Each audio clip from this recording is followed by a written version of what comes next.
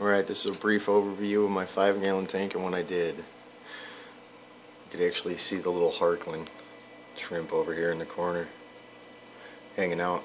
I feed them chocolate chip starfish out of another tank. I'll just give a brief rundown about the tank. It's about 3 years old now. Been up and running for about 3 years. It didn't start off like this. Now it's housing all my frags, all my zoanthids, and a bunch of other little pieces I have in here. But it does pretty well. It's all purpled up, as you can see. Probably because of the LED lights. I do have Creed lighting on it, which is I've built myself, which is actually 28 total LED 3-watt LEDs. I actually did the fixture. There's 12 cool white R5s, and then the Ecstasy Royal Blues, and then I also have 2 regular blues and then 2 UVs that come on at noon. So it has different lighting spectrum for the end of the day than it did during the beginning of the day. The water's a little cloudy right now. I was just wipe the glass off. Get the head back on. Now the filter's pretty simple. It's just a hang-on back filter, which is basically $15 filter, and I modified it. Come up over here to the top of the filter. I actually put a couple LEDs in it, and actually growing macroalgae in the hang-on back filter right there. And all I got is just a little poly filter and then this little foam filter. And yeah, it does its job pretty well. It's pretty clear during the day as long as I don't touch it. But I like to move the frags around every once in a while just to see where they like the light, where they open up the most, especially with how powerful the LEDs are. And I only have them running at 350 milliamps right now, and the dimmer down about halfway, because yeah, it's a little overkill. You figure I got almost 80 watts of LEDs over a 5-gallon tank. I could basically put anything in here.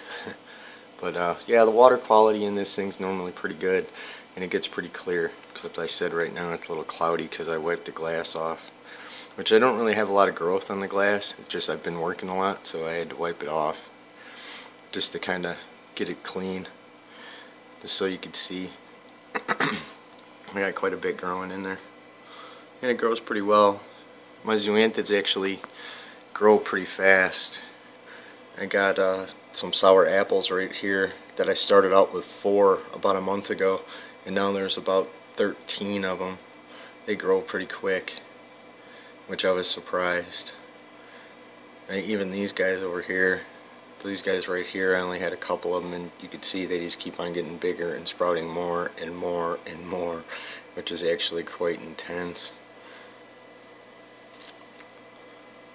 But yeah, you figure. I got some that I've been having a little problem with, like those guys. I can't get them where they want to be. If I get them too close in the light, they won't open, so I have to kind of move them around. A mushroom I threw in there just to do it. Some clove polyps. These things were growing ridiculously fast. I had 3 about a month and a half ago, and now they've been growing all the way over the rock, which is intense. The lunars, some green star polyps that are stuck behind there. I got a bunch of little things in here. Toadstool.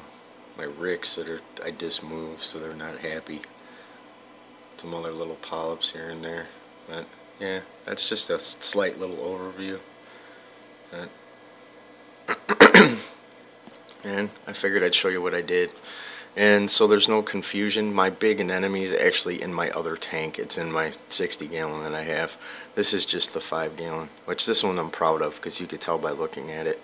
It took me some work, and this has been my trial and error tank. But there's also a chromis in here, which he's right there. You could see him running back and forth.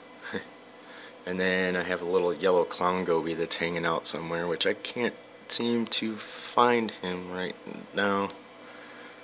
He's probably hiding because I'm over here. I have my hand in the glass, or in the tank, and wiping off the glass, which he normally doesn't like when I do that. So, alright, there you go.